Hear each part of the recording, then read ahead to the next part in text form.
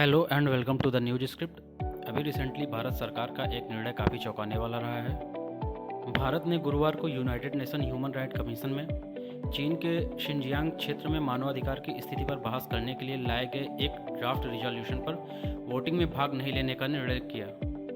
भारत ऐसा न करके United nation human right commission में किसी ऐसे देश के लिए विशिष्ट प्रस्ताव पर वोट न करने या ऐसे प्रस्ताव के खिलाफ वोट करने की परंपरा को कायम रखा।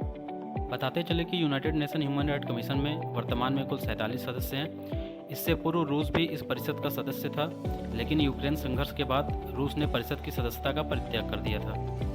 United nation human right commission में उइगर मुसलमानों के मानवाधिकार पर बहस का यह प्रस्ताव संयुक्त राष्ट्र की एक रिपोर्ट के आधार पर लाया गया था। संयुक्त राष्ट्र के पूर्व मानवाधिकार उच्चायुक्त मिशेल बाचलेट ने अपनी एक रिपोर्ट में चीन के शिनजियांग प्रांत में उइगर मुसलमानों के खिलाफ हो रहे अत्याचार एवं मानवाधिकारों के उल्लंघन की एक विस्तृत श्रृंखला का खुलासा किया था। इसके अलावा कई मानवाधिकार संगठन भी साधन संपन्न शिनजियांग प्रांत में उइगर मुसलमानों को जबरदस्ती जेल में डाले जाने एवं उनके नागरिक एवं धार्मिक अधिकारों के दमन के विरोध में लगातार आवाज़ उठा रहे हैं। यूएन की इसी रिपोर्ट को आधार बनाकर Canada, Denmark, Finland, Iceland, UK, तुर्की एवं यूएस जैसे देशों द्वारा शिनजियांग की स्थिति पर चर्चा करने के लिए यह ड्राफ्ट रिजोल्यूशन लाया गया था। लेकिन इस ड्राफ्ट रिजोल्यूशन के समर्थन में यूएनएचआरसी में केवल 17 वोट ही पड़े तथा इसके विरोध में कुल 19 वोट पड़े। हैरान कर देने वाली बात यह है कि पाकिस्तान जैसे कई अन्य मुस्लिम देशों ने इस प्रस्ताव के विरोध में मतदान किया। नेपाल ने भी इस प्रस्ताव के विरोध में ही मतदान किया है।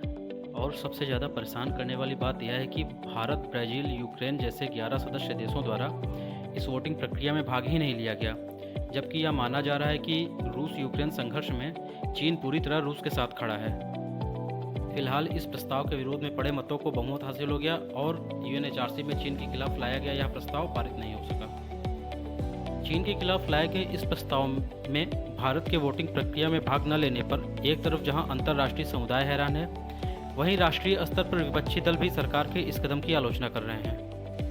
कांग्रेस पार्टी के नेता मनीष तिवारी, एआईएमआईएम के नेता असदुद्दीन ओवैसी तथा शिवसेना नेता प्रियंका चतुर्वेदी ने सरकार के इस कदम की तीखी आलोचना की। उन्होंने सरकार से चीन के प्रति अपनी नीतियों के लिए स्पष्टीकरण मांगा। उन्होंने कहा कि भारत को सत्य के लिए आवाज़ उठानी चाहिए। हालांकि बाद में विदेश मंत्रालय के प्रवक्ता अरिंदम बागची ने एक प्रेस कॉन्फ्रेंस में भारत के इस फैसले पर सरकार की स्थिति को स्पष्ट करते हुए कहा कि यह कंट्री स्पेसिफिक प्रस्ताव पर मतदान न करने की भारत की प्रथा के अनुरूप है। उन्होंने कहा कि चीन के शिनजियांग प्रांत में लोगों के मानवाधिकार का सम्मान किया जाना चाहिए। आप सभी का इस मामले में क्या सोचना है? क्या भारत सरकार का यह निर्णय सही है? प्लीज़ अपने विचार कमेंट करके ज़रूर बताएं and thank you for listening.